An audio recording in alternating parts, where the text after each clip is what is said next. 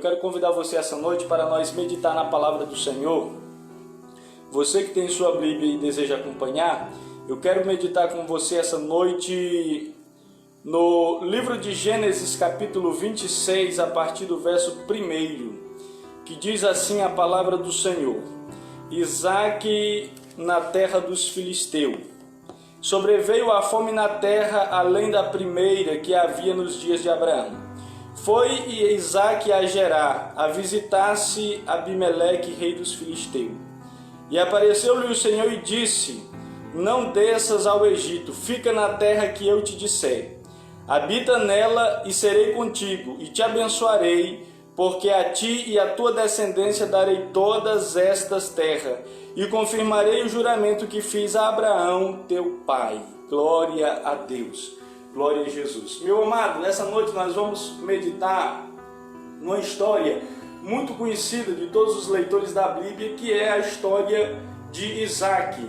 Isaque, para quem não sabe, ele era filho de Abraão, era o filho da promessa, a qual Abraão esperou muitos anos. Abraão esperou ser pai de muitas nações, e depois de quase com 100 anos de idade, a Bíblia, as Escrituras nos revela que Abraão gera e tem um filho, e ele põe o nome desse filho de Isaque. Ele põe o nome desse filho Isaque, porque Isaque quer dizer riso, alegria, né? Foi uma grande alegria quando Deus cumpriu a promessa que havia feito a Abraão, que ele seria pai de muitas nações, né? E quando nós meditamos na palavra do Senhor, nós vemos que Isaque herdou todos os bens de Abraão, né? O filho que teve o direito tanto à herança espiritual. Isaque herdou tanto as promessas, a herança espiritual, a fé abraâmica, como também herdou todos os bens do seu pai, que era um homem muito rico, diz a Bíblia. Mas as Escrituras, no capítulo 26, nos mostra que sobreveio uma fome na terra, como nos dias de Abraão. Nos dias de Abraão também houve uma fome na terra. E depois agora, nos dias de Isaque também, aqui nos é revelado que houve uma segunda fome. Fome que fala de escassez, fala de dificuldade, problema, não havia chuva, então havia escassez de alimento, havia uma adversidade, havia uma circunstância difícil que sobreveio sobre a terra. E aqui nós aprendemos a primeira lição desse texto. Todos nós enfrentamos, algum momento da nossa vida, nós vamos enfrentar adversidades e problemas. Isaque não foi diferente do seu pai. O seu pai enfrentou a adversidade e ele também agora está enfrentando a adversidade. Havia uma fome na terra, diz a Bíblia. E ele então começa a se mover, ele vai até Gerar, a terra dos filisteus. Ele começa a andar, ele começa a sair, caçar uma maneira de escapar daquela crise que ele estava vivendo. Aqui nós extraímos a segunda lição preciosa desse texto. Que lição é essa? Geralmente, quando nós estamos passando por dificuldade, quando nós estamos passando por crise, a gente procura uma maneira de nos sairmos dessas adversidades. Ou quando nós estamos em um lugar que as coisas não estão bem, ou que as coisas não andam do jeito que nós planejamos, ou as coisas não andam do jeito que a gente queria, a gente sempre pensa em mudar, a gente sempre pensa em sair, a gente sempre pensa em deixar aquilo para trás e avançar para frente, ou não é? E é o que a Bíblia diz, ele em meio àquela adversidade que ele está enfrentando, ele agora vai à terra dos filisteus, mas em sua mente ele estava planejando ir à terra dos filisteus, e da terra dos filisteus ele planejava descer ao Egito, ele planejava deixar a terra de Canaã, era o plano de Isaque. Mas o verso 3 a gente vai encontrar Deus falando com ele quando ele vai para a terra dos filisteus e está no seu coração de descer a terra do Egito. Deus fala com ele, no verso 2 Deus fala assim: E apareceu o Senhor e disse, não desça ao Egito, fica na terra que eu te disser. Quer dizer, ele planejava descer para a terra do Egito. Meu amado, muitas das vezes o que acontece conosco é exatamente isso. Quando surge um problema, nós queremos sair, nós queremos mudar, e isso não é bom para nós. Por que, pastor, que não é? Porque os problemas, as adversidades, elas têm que ser enfrentadas, elas têm que ser vencidas, para que a gente venha amadurecer espiritualmente, para que a gente venha ganhar raízes espirituais. Quando nós não enfrentamos problemas, quando nós não enfrentamos as adversidades, a nossa tendência é ficar uma pessoa vulnerável, é ficar como uma folha seca ao vento. Toda circunstância nos joga de um lado para o outro, de um lado para o outro, e assim a gente não amadurece espiritualmente. E quando a gente olha para as Escrituras Sagradas, no Salmo 92, verso 12, as Sagradas Escrituras falam que o justo é como a palmeira, ele é como a palmeira plantada, é como o cedro do Líbano, que está plantado na casa do Senhor e florescerá. Quer dizer, uma árvore, quando ela nasce, que ela é uma pequena muda, você pode pegar ela, conduzir ela de um lado para o outro, né? Quando ela nasce, aquela mudinha, então naquela muda você coloca ela, planta ela em qualquer lugar.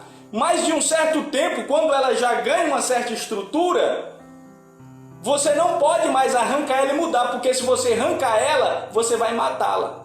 Quer dizer, existe aquele período de transição que você tem que plantá-la. Depois dela estar plantada, você não pode mais arrancar ela e plantar em outro lugar. Não, aqui não está bom, mas um tempo arranca, planta outro. Não, ela vai morrer. Então é isso que muitas das vezes acontece espiritualmente conosco. Vamos para um lugar, enfrentamos uma situação difícil, não, vou sair.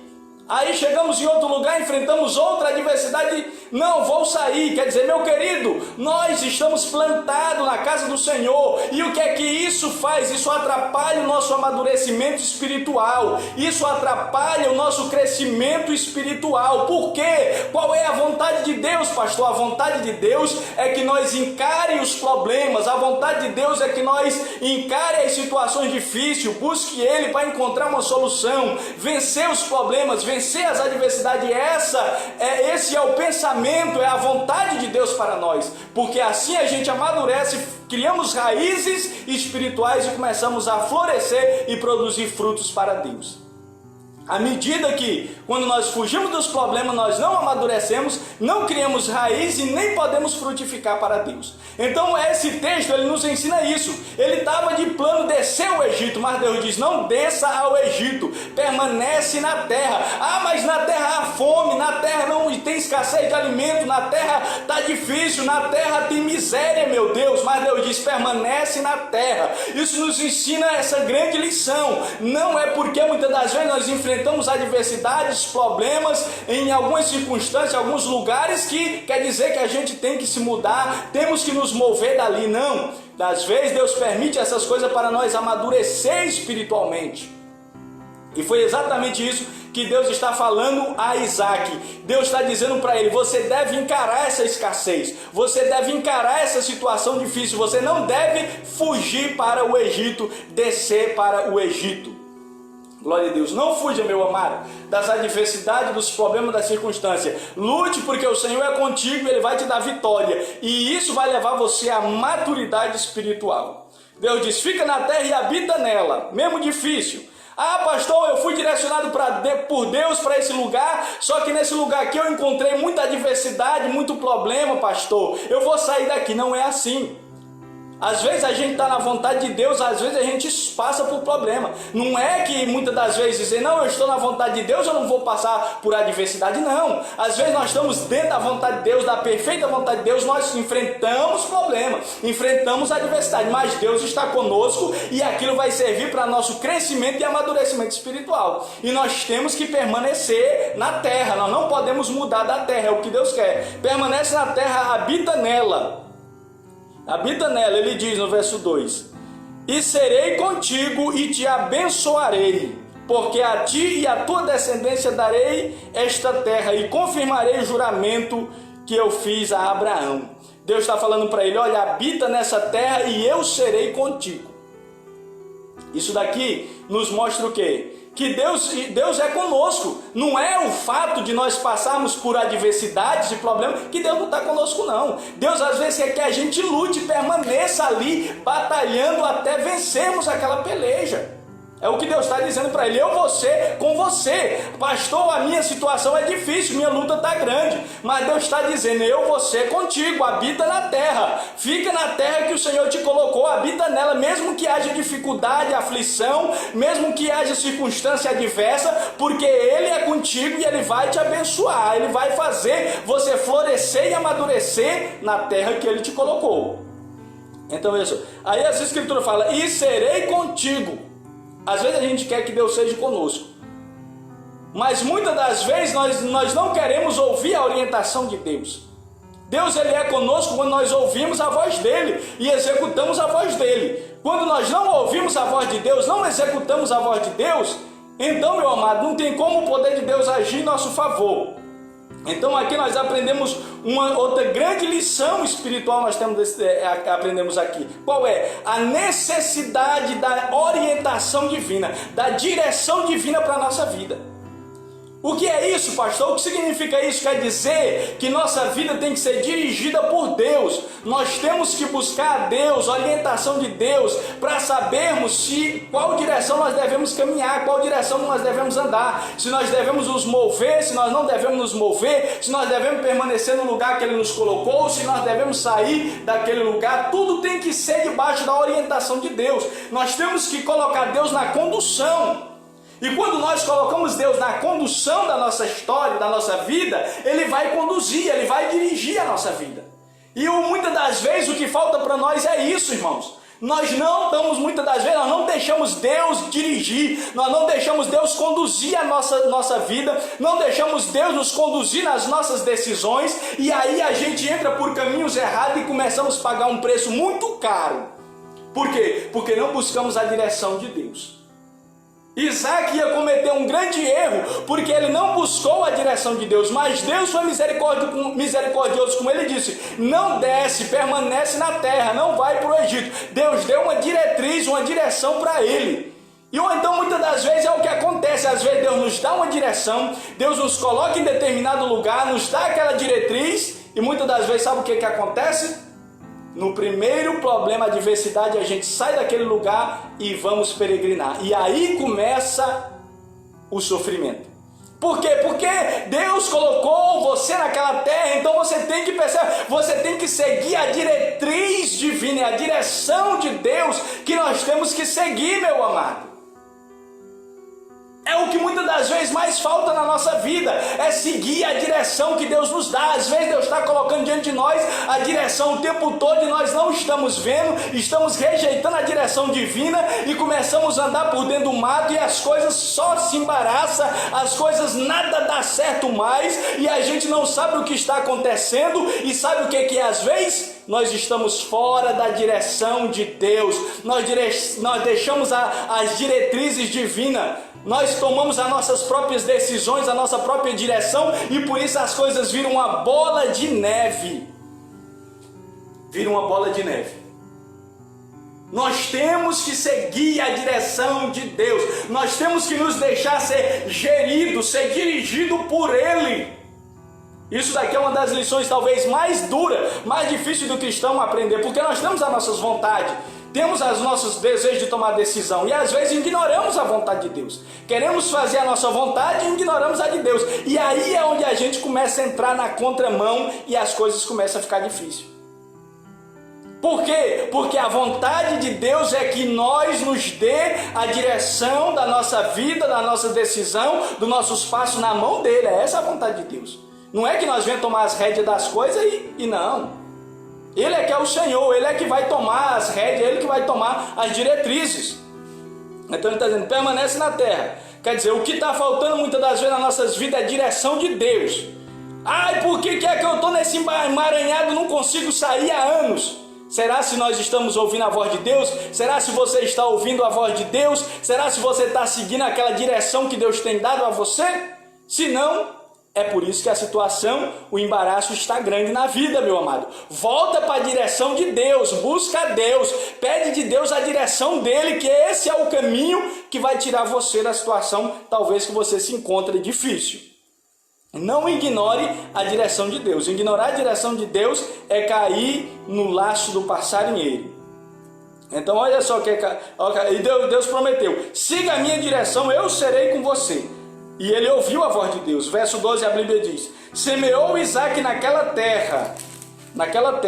mesma terra, no mesmo ano, e recolheu 100 por um, porque o Senhor o abençoava. Ele ouviu a voz de Deus. Ele ouviu a voz de Deus e semeou naquela terra.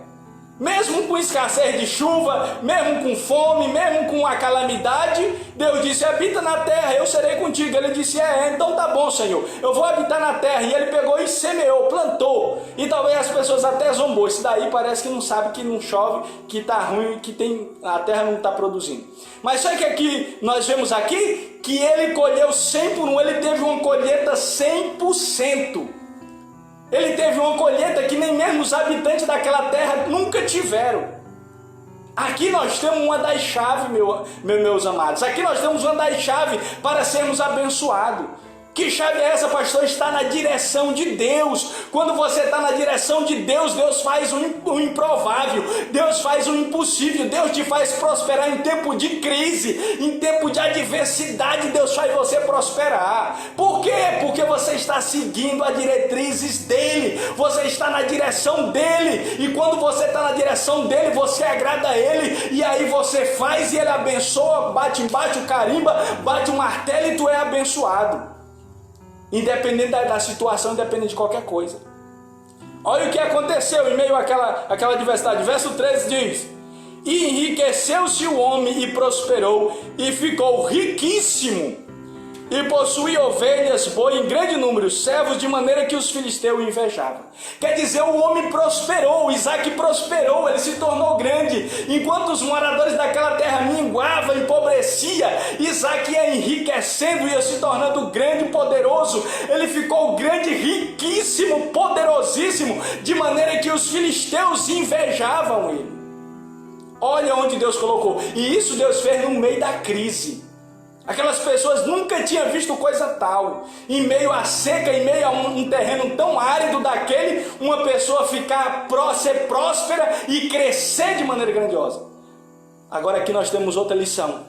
Não é o terreno que tu tá, não é o problema, não é a circunstância que você está vivendo que vai determinar se você vai receber a bênção de Deus ou não.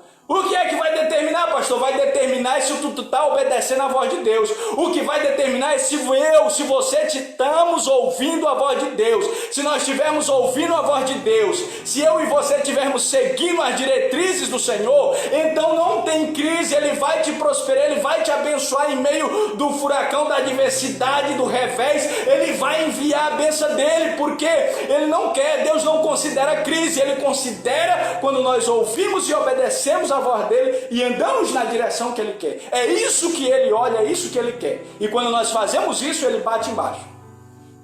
Ele ficou grande, prosperou de maneira extraordinária. Por quê? Porque ouviu a voz de Deus, deixou Deus dirigir a vida dele. É o que nos falta muitas das vezes, é deixar Deus dirigir a nossa vida, meu amado. O que falta às vezes é isso, deixar Deus dirigir a nossa vida.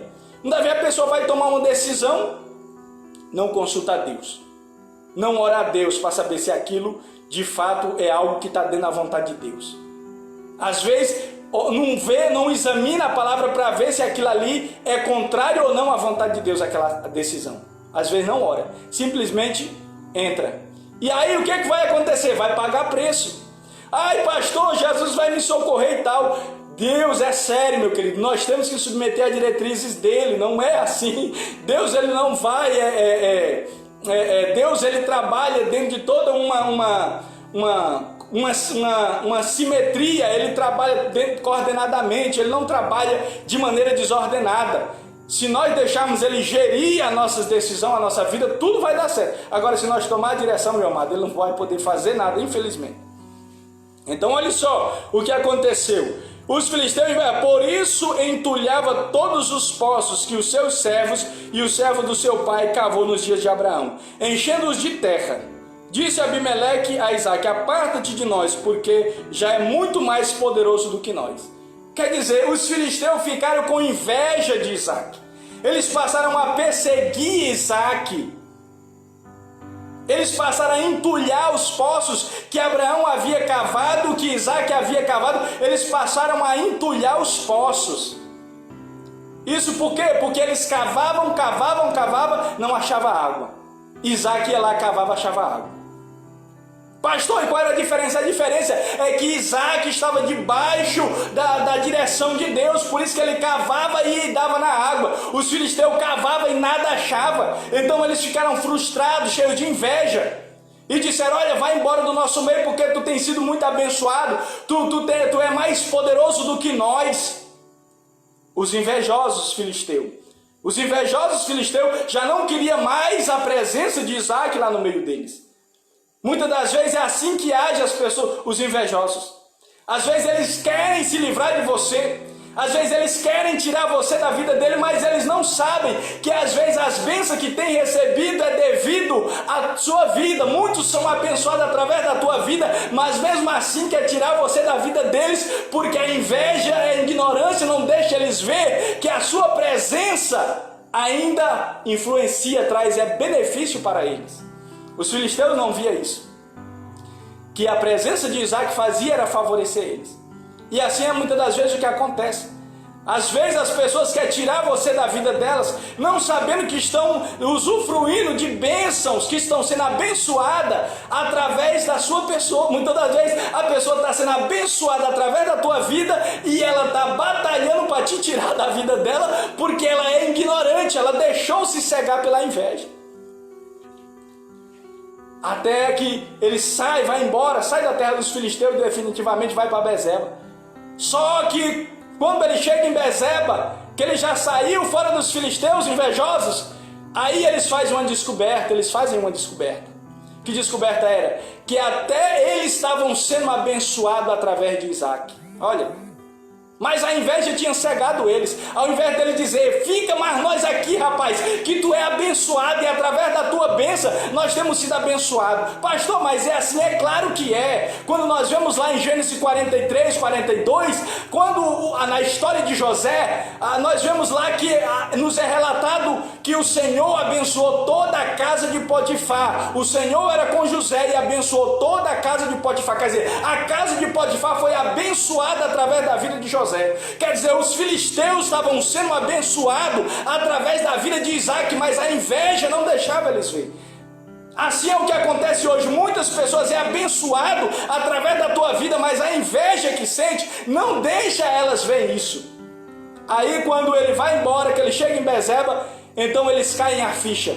Quer dizer, eles já estavam melhorzinho, que Isaac estava com eles lá, dava muito emprego para eles, comida, empregava o povo dele, eles estavam melhorzinho. Quando ele foi embora, aí o negócio mingou tudo mingou, aí que eles começaram a passar miséria e fome. O que eles fizeram? Correram em Isaac. Aí Isaac vai e diz: o que é que vocês querem comigo? Vocês me expulsou da terra de vocês, do meio de vocês, e agora vocês vieram fazer o que aqui?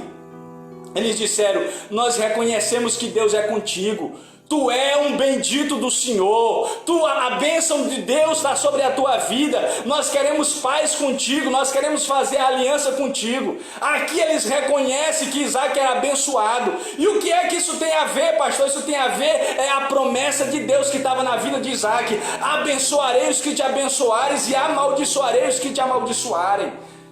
Eles descobriram que quando eles expulsaram Isaac, eles caíram na miséria profunda. Eles correram e se reconciliaram com ele, porque através da vida de Isaac ele seria abençoado. Era a promessa que Isaac tinha herdado de Abraão: abençoarei os que te abençoares. Então eles correram lá: nos perdoe, nós queremos fazer aliança contigo. Não somente não tome nosso território, não governe sobre nós, porque tu é muito poderoso. Assim como nós te deixamos em paz, não mexa no nosso domínio. Nós queremos ter paz com você, nós queremos selar aliança contigo, porque tu é um bendito do Senhor, Deus está contigo, a bênção de Deus está contigo, e nós queremos ter paz contigo para nós ser abençoados também. Quer dizer, a ficha caiu, os olhos se abriu. É o que precisa acontecer na vida de muita gente que está sendo abençoada às vezes através da tua vida, mas ao invés de dizer: rapaz, se ajeitar, fica aqui, não, querem te tirar da vida deles. Isso é o que? A cegueira da inveja. Mas Deus vai arrancar essas escamas. Mais cedo e mais tarde vão entender que a bênção de Deus estava sobre a tua vida e que estavam sendo abençoados através da tua vida. Caso contrário, vão minguar. Vão minguar, vão minguar e vão minguar. Meu amado, mas aqui fica a lição mais principal. Nós temos que andar na direção do Senhor. Nós precisamos deixar o Senhor conduzir a nossa vida. Se nós quisermos que o Senhor seja conosco, se quisermos que o Senhor nos abençoe, nós temos que deixar Ele dirigir a nossa vida. Essa é a grande lição que nós aprendemos aqui em Gênesis 26. Eu quero orar com você essa noite, no nome de Jesus, para que o Senhor venha nos abençoar essa hora, para que o Senhor venha nos conceder a sabedoria para nós entregarmos a nossa vida à sua direção, à sua diretriz divina, amém? Porque só Ele sabe o que é melhor para nós. Vamos orar. Pai, eu oro agora com nossos irmãos que estão conosco, Pai. Muito obrigado. Senhor, que o Senhor possa, meu Pai, alcançar cada um dos teus filhos com a tua presença. Envia, meu Deus, a tua luz, a tua direção. Orienta cada um dos teus filhos como a tua palavra nos tem ensinado. Nos ensina a nos submeter às tuas diretrizes, à tua vontade. Nos ensina, meu Deus, a consultar a tua vontade antes de tomarmos qualquer decisão. Nos guia através do teu bom Espírito, nos guarda, nos livra de todo mal, nos concede uma noite abençoada, debaixo das tuas bênçãos, debaixo da tua proteção, no nome do Senhor Jesus. Meu amado, muito obrigado pela companhia, pela presença de todos vocês. Tenham todos uma boa noite e fiquem todos debaixo das potentes e poderosas mãos do Senhor.